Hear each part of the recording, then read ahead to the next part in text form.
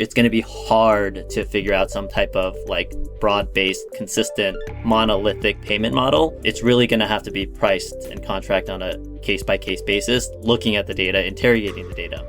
That's where the next frontier is. We'll see how quickly we move, but that's where there's a lot of opportunity. Welcome to the Healthcare Grind, where we cut through the noise in the healthcare industry to bring you the latest trends, innovations, and insider insights. I'm Jess Hearthcock, and I'm joined by my co-host, Lon Hecht, as we embark on a journey to connect early-stage healthcare companies, payer executives, and investors with the knowledge and perspectives that matter most. Get ready to grind in the fast-paced realm of healthcare innovation. And for more advanced content, go to healthcaregrind.com. Hi, everyone. Welcome to another episode of the Healthcare Grind. My name is Lon Hecht, and I'm joined by my co-host, Jessica Hearthcock. We have another great guest for you today. We're joined by Frank Cheung. Frank is the co-founder and CEO of Accorded. He is also a health actuary. So really excited to have Frank on the podcast today. Frank, can you tell us a little bit about yourself? Yeah, so as you mentioned, Lon, thank you for having me. CEO, co-founder of a company called Accorded. We're an actuarial intelligence company. My background prior to founding Accorded was that I was a health actuary for 15 years, working with health plans like Blue Shield of California, as well as helping providers and hospital systems around value-based care strategy. Great. Well, thank you so much for joining us. We're really excited to have you on. So it's funny. Jess and I have been in sales for a long time, right? And every company I ever go to work for, when I get there, they always tell me, we have all these deals that are on the 1 yard line. We're about to punch it in. It's perfect. Then I get there. Takes me about a couple of hours or a day, and I realize that they're on their own 1 yard line. They're nowhere near getting in the end zone. They're not even in the other end of the field, right? And that's because there are so many things that early stage companies don't really understand. And one of them is medical economics and the importance and where they come into the process. So today I'd love to talk a little bit about that. If you could give us maybe a high level, what is medical economics? What is the group? When do they typically come in? Those kind of things that an early stage founder should be thinking about. That'd be really helpful. Yeah, so the medical economics or the actuarial team sits within a health plan or health insurance organization. And you can think of them as the financial diligence gatekeepers to all things kind of financial related within the organization. They don't just work with business development teams and partnership teams to help drive economic and cost of care diligence. They work across the entire departmental operating flow of a health insurance company, supporting almost every single business line that touch a part of finance and economics. And so when it comes to these partnerships, very much part of the process of, making a sale is not only convincing kind of the clinical stakeholders, but also being able to patch that economic financial diligence around, well, if we do take on your product or solution or we do partner, is this going to make an impact on our cost of care spend? So if I'm a startup founder, I'm out there listening right now, how do I get ahead of that? I know that, I'm hearing what you're saying, but how do I think about getting through the gatekeepers, partnering with the gatekeepers, or really just kind of getting past it so I can show my knowledge as a startup to try and make that sale? And I know that's a loaded question. It's not a loaded question. I think oftentimes I would say, unfortunately, it happens too late, because once you have a chance and an at-bat and an opportunity and you don't have kind of that work pre-prepared, it's almost like a wasted at-bat. The example I give to startup founders that I think would resonate would be, if you think you're at the 1 yard line, it's kind of like if you're going out to raise. You talk to a lot of investors, first meeting, you think, oh man, this is in the bag, because every single investor is going to show excitement about, the opportunity, the pitch deck, etc. But the reality of the situation, if you start whittling down that funnel, the numbers get relatively small from a conversion rate perspective, because there's this diligence process that happens.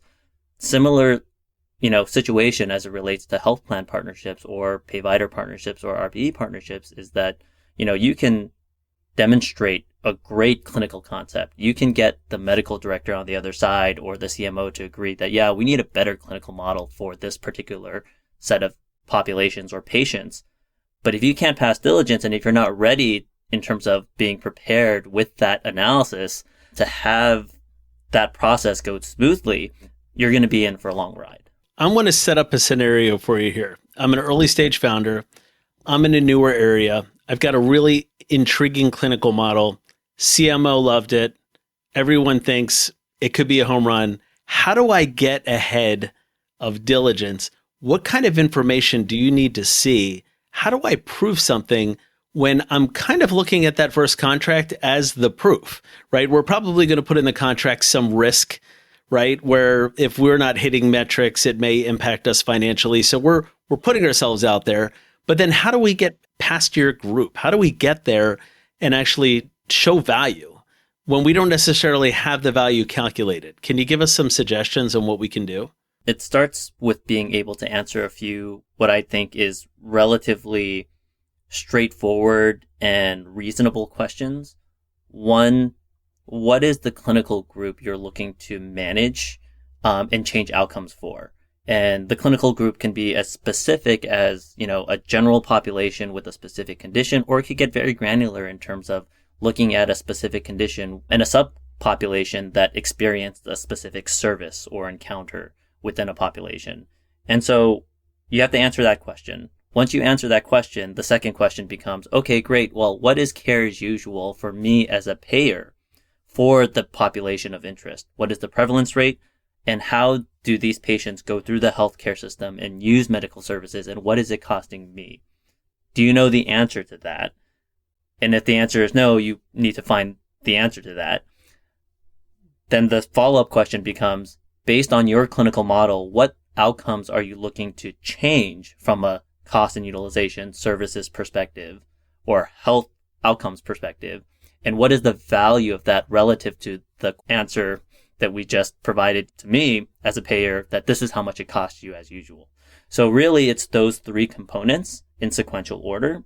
And then once we have validated that there is in fact an opportunity here, then it's like, what type of contract structure do we want to put around it to demonstrate that you have confidence in being able to deliver on that financial outcome?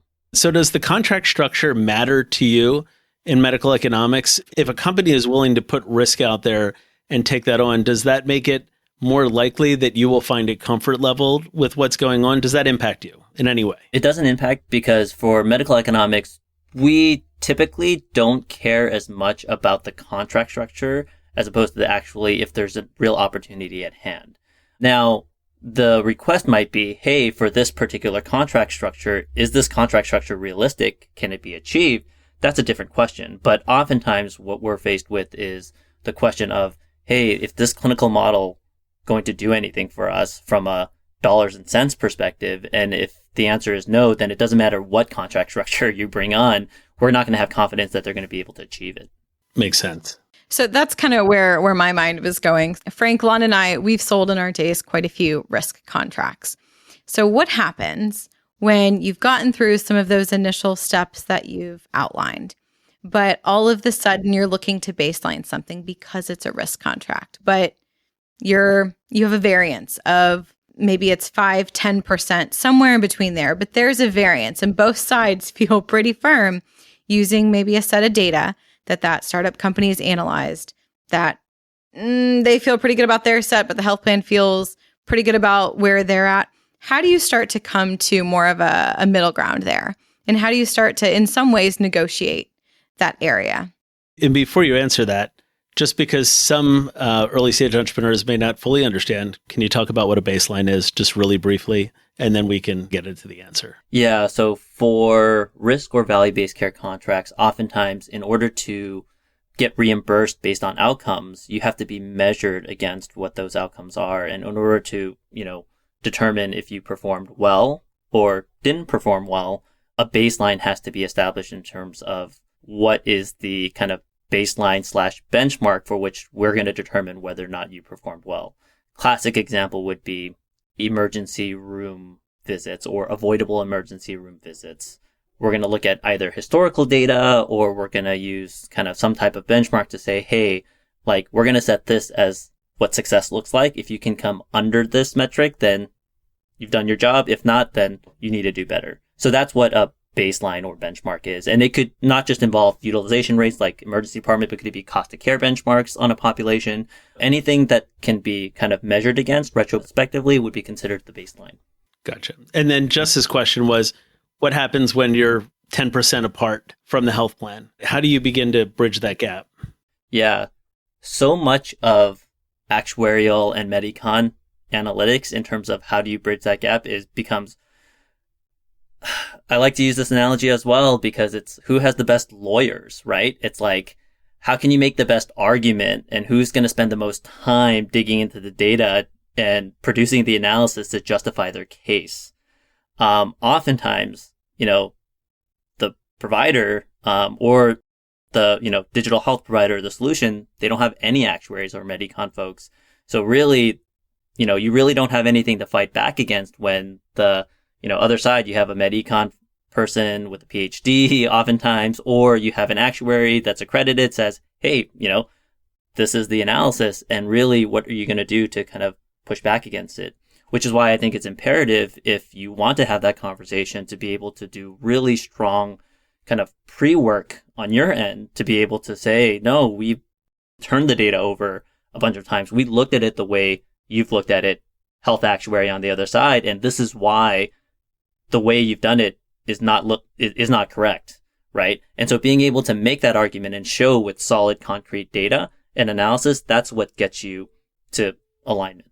Do you have to have an actuary on your team to be able to do that? Not necessarily, no. It just so happens that the actuaries are like very familiar with this type of analysis, right, and have the kind of like prerequisite skill sets to be able to do it. But you don't have to be an actuary to really have to run this type of analysis. So that's kind of where my mind went to. Some of these younger early stage startup companies, they may not have the team that can, 5, 6 actuaries on their team. Even 2 actuaries on a team is hard to come by, or none. Or even one. Early stage. Exactly. So what other resources are out there? If I'm, a startup company listening and I'm trying to land that first or even second health plan contract, are there companies that are recommended out there that I can go to try and get some of those resources, working with our team, of course? And we'd love to hear more about Accorded. I mean, I believe that you do quite a bit in the space as well. So if you could talk about what's available out there and also a little bit about what you do, that'd be great. I would say there are actuarial consulting firms that you can hire to kind of bring this capability in-house as a project, right? Like all of those questions that I had brought up, like you need to be able to answer those questions very clearly and succinctly, backed up by actual data. And those consulting firms can help you do that. So how does that relate to Accorded? Accorded is kind of similar in that we can also kind of support that, but we're really backed by technology. So we deliver in a way that is looking out for what comes next for early stage company when it comes to being able to successfully not just get these deals, but also how to operationalize them and build the internal operational capabilities that truly scale with an organization's need as they take on more risk over time. So where do you get some of this data? Is there like a recognized data source that folks in the healthcare industry tend to lean towards, that you could get some of that really good just baseline data to work through? Yeah, so you would license. There's available data sets out there on the market to license, both on the commercial side, CMS. You have to apply and go through this very rigorous process to kind of procure the data on the Medicare side as well as on the Medicaid side. And then there are companies that actually do the data aggregation from these various sources and kind of resell them as licenses to organizations that want them. The fees itself are relatively expensive for an early stage company, but I think the biggest problem is once they receive the data, even if they can get their hands on it, like what are they going to do with it? Like what type of kind of IT infrastructure that you need to use to be able to support an analyst or an actuary to actually run the data, assuming you can find the actuary and analyst who has the capability to produce the type of analysis. So it just becomes a very expensive, I would say, investment internally, not only just money, but also time that most of these early stage organizations really don't have. They have a deal sitting in front of them and they need to really be able to run this analysis as quickly as possible. What's a cost-effective way to do this? If you're early stage, you may be seed, you may have just raised $500,000 or $1 million. You're barely paying yourself a salary, but you need to get over the hump and get that first contract. Is there an economical way to do it? Can you work with a company like Accorded that maybe has access to this data already and can help you with that, where you're not going and licensing data and then having to find an actuary to work with it? What are some options? Most actuarial firms you talk to will have access to that data, so they can help support there. So you don't have to worry about the licensing fee. Most firms will have the expertise to be able to kind of run the analysis. Then it becomes, well, how much are they going to charge you, time and expense, to be able to run it? And how many times is it going to take for them to be able to iterate? Because most of the times, these early stage companies, it'll be the first time they see kind of any type of cost of care analytics data on their business model. And so what that triggers oftentimes is interest in double clicking. Well, what about this patient population if I structure it this way? And so that's where it gets relatively expensive, because really you're adding time and hours into kind of the process. So in the traditional consulting model, it can get pretty expensive pretty quickly. What differentiates, I guess, Accorded in that sense is that we can also help iterate, but we do it on a technology platform that allows us to do it in a order of magnitude more efficiently. So that savings is passed to our customers. That's absolutely outstanding that there's something like they're out that. I'm sitting here thinking of my own startup experience. It says, Frank, where were you? Where were you all those years ago? I really could have utilized a service. Sitting right here in my house in San Jose. I don't know. You may have not existed as long ago as I'm referencing. But what are some other things that you can tell startup companies to think about during this process? Are there any red flags you think that everybody misses often that you want to notify them of? Or are there, just big steps that get missed? What advice can you give there? Honestly, I think the biggest step is really kind of the advice I gave before. Like maybe, you can't answer the question right now, or you don't want to spend the money on a consulting service or even Accorded to be able to answer the question: prevalence rate, cost as usual, care as usual, care journey. What does it cost? How does my clinical model affect care outcomes, and what is the business case?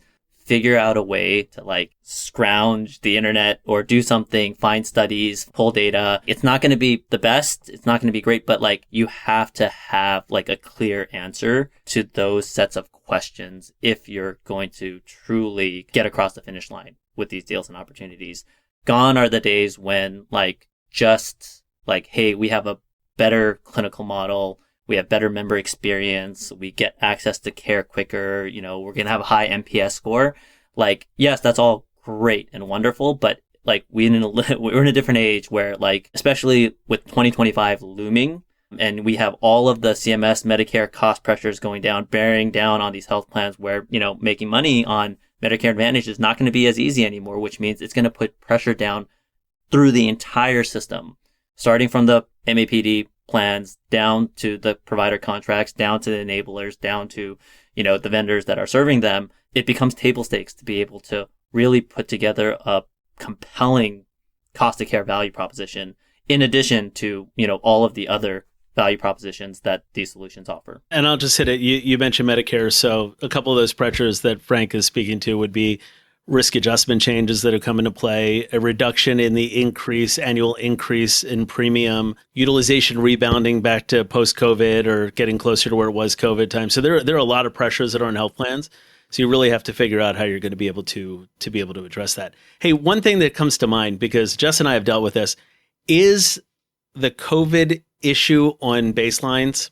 Is that over, or is that still an issue? I mean, it's been 4 years? Is that still an issue? If you look at the trend line for the data that we've seen, the trend line is pretty consistent, save for a dip in late 2020 to 2021. So what you would see is, again, in the models that we've analyzed, you see this trend that would go this way. I don't know how this looks on your screen, but you have a trend that goes this way. There's a little dip. Going left or lower left to upper right. There's a little dip for COVID. And then if COVID had not existed, it would just be that trend line going exactly this way. And maybe it's not as steep, but maybe it's a little bit like this. But I would say that if you're baselining in any period of time outside of that COVID dip, you should be fine. This is kind of we've seen it stabilize. So is it back to pre-COVID levels, or is it? It is. Okay, good to know. I wasn't sure if we were there yet. Mm-hmm. So thanks. That's very helpful. Mm-hmm. Frank, you kind of sit the epicenter of looking at all of this data and these trends. And when you work with different companies, where do you think our industry is moving? What feels kind of on trend right now, especially with what Lon just talked about with some of the pressures that MAPD plans are facing right now? What feels most relevant for health plans and for maybe VBC providers today? So much of VBC has been centered around, for the last 2 decades now, primary care. For good reason, right? Primary care, we know it could be better.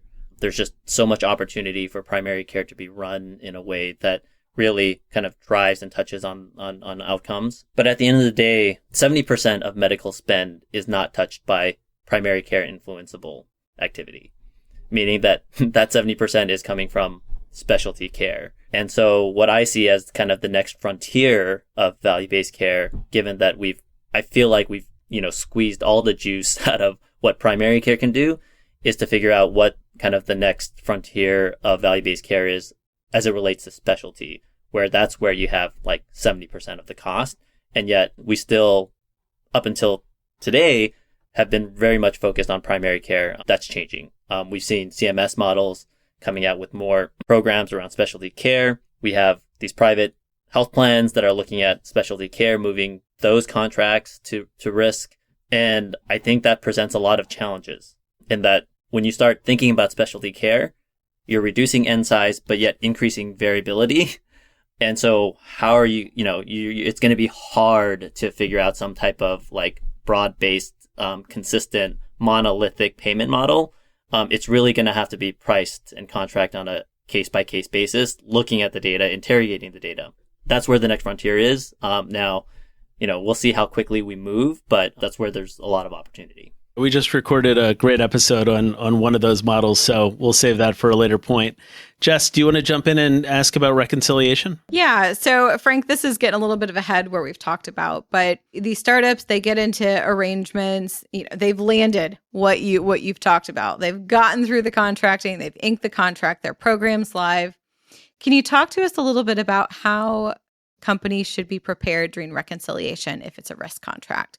What can companies do to ensure that is a successful, meaningful conversation that does not go sideways on them?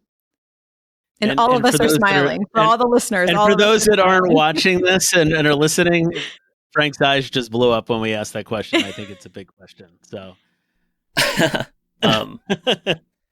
I think that the reconciliation question is addressed too late. Things happen too late when it comes to getting into risk contracts and getting into value-based care contracts.